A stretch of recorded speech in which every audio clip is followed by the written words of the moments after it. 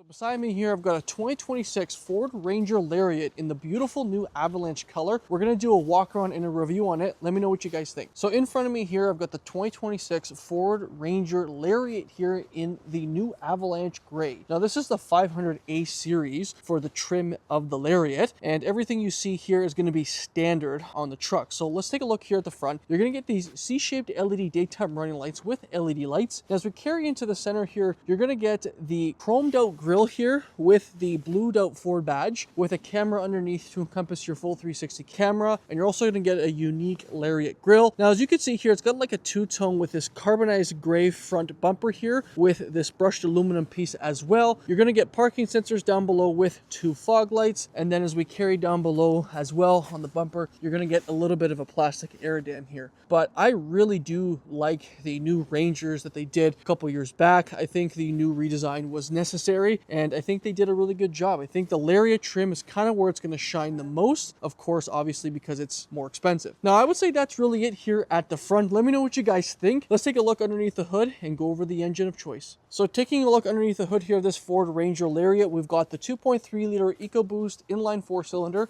producing 270 horsepower and 310 pound-feet of torque, mated to a 10-speed automatic transmission. So it's not too bad. I personally would prefer a V6 in this segment of trucks, or obviously a 3-liter EcoBoost that they give you with the Ford Ranger Raptor, which is pretty cool. But let me know what you guys think about this engine option here for the Ranger. Let's take a look around the truck and go over its options. All right, so let's take a look around the Ford Ranger Lariat here. We'll start with the tire and wheel setup. So we're sitting on an 18-inch wheel with Goodyear Wrangler Territory tires. 255/65 R18 is the tire size. We've got that brushed aluminum face here with some black all around it, and then the blacked out Ford badge. Inside here, we've got a carpeted liner, no air suspension. Then we've got this plastic cover here around the fender. Now we also have a fender vent here with the Lariat name as well. Body matched mirror cap with some plastic underneath. Then you got a camera also underneath that mirror to encompass your full 360 camera. Now here is the side profile view of the truck. I like the fact that they've given you the body matched door handles. I think the plastic look just makes it look so much more cheaper, and honestly I think this looks better. You've got a fixed running board there as well, and then we've got a 5-foot bed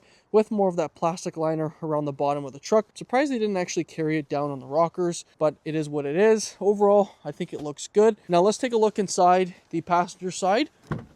So you're greeted with a nice ebony ActiveX trimmed interior. So it's kind of like a vinyl. It's not fully leather, but we'll take a look at the door panel. It's all soft touch here with some texture trim here, lock and unlock, window control here. But honestly, it feels nice. You got some storage down below, speaker here as well. Nothing here on the door sill. I'm actually happy they've given you automatic seats, especially in a truck like this. Sometimes, well, most of the time it's manually adjusted, but these are automatic adjusted on both sides.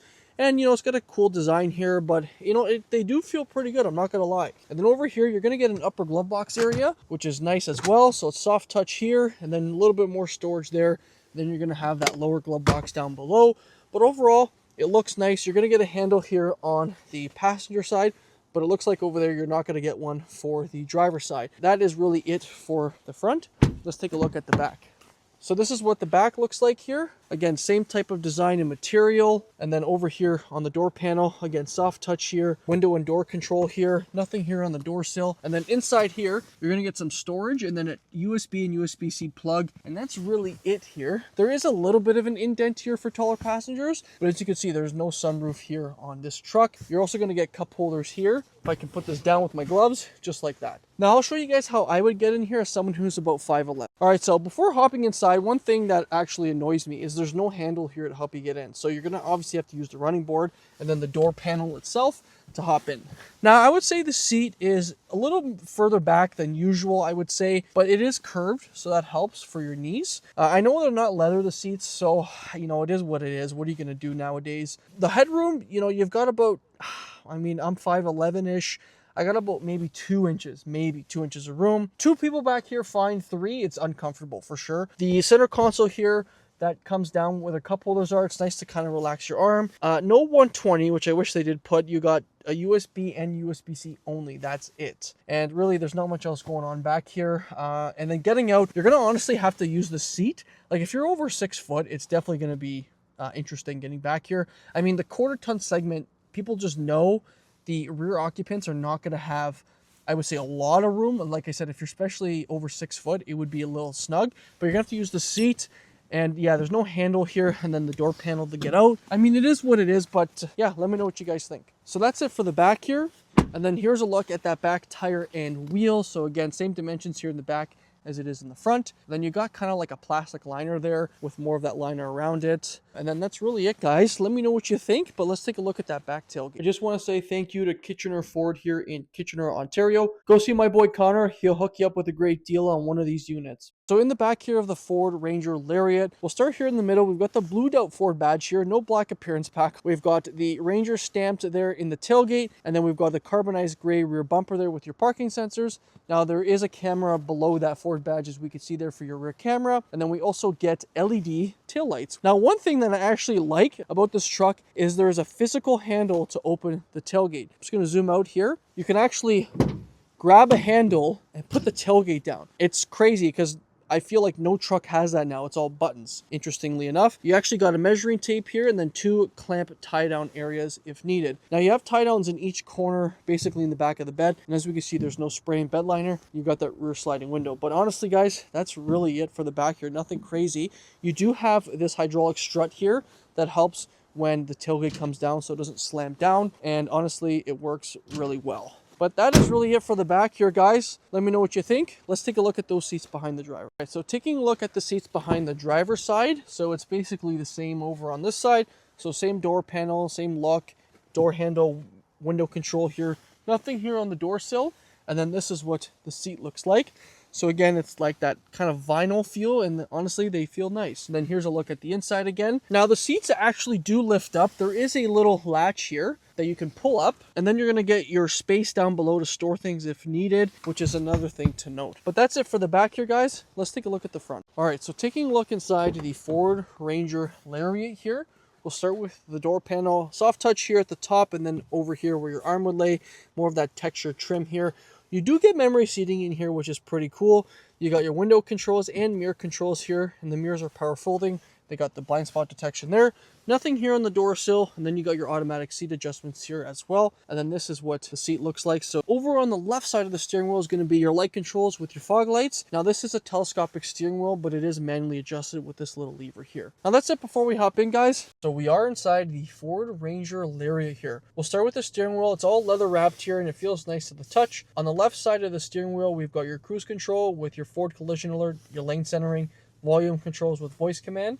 And on the right side is going to be your controls for your digital display screen here. So your instrument cluster, you can actually make it into a comm screen. So it'll show how many miles or kilometers you are to empty and then how fast you're going. And then you can scroll back up and then you can go through your different trip stuff if you need to.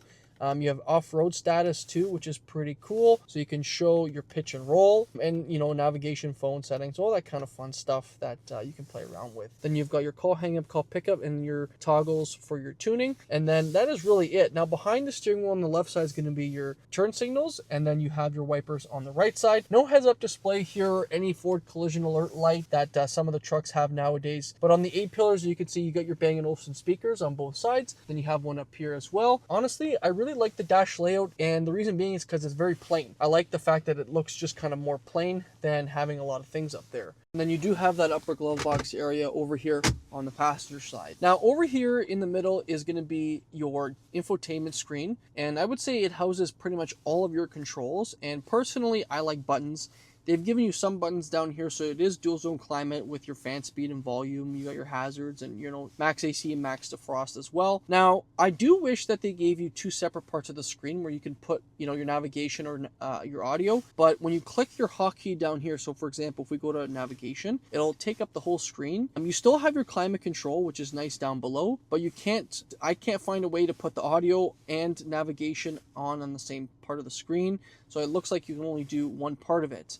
Now, at the top here, if you click these dots, it's going to give you pretty much all the menu options. So it does have Apple CarPlay and Android Auto, which is wireless. You've got your zone lighting, towing. You've got all your different settings there. And then if you hit your car here at the top, it'll give you different settings for the truck. And then up here is going to be your 360 camera button. And then you've got a nice bird's eye view of the hitch if you want to back up to something. And then your rear camera as well. And then a better angle at the front. Now, you can turn your parking sensors off if you need to. And then here is going to be your loud noise to hook up your phone. And yeah, that's pretty much it for the screen here. We'll go back to audio, and then over here is going to be your different climate control settings. So it does have heated seats only on both sides with a heated steering wheel. No ventilation, unfortunately. I wish they did put ventilation in the Ranger Lariat at least. And then, like I said, dual zone climate controls down here. No wireless charging, but as you can see, there's some pockets to store things over here. You do have USB, USB-C, and then this is your shifter here. So if you put it obviously in reverse, you have your 360 camera and your rear camera as well pop up. You got your cup holders,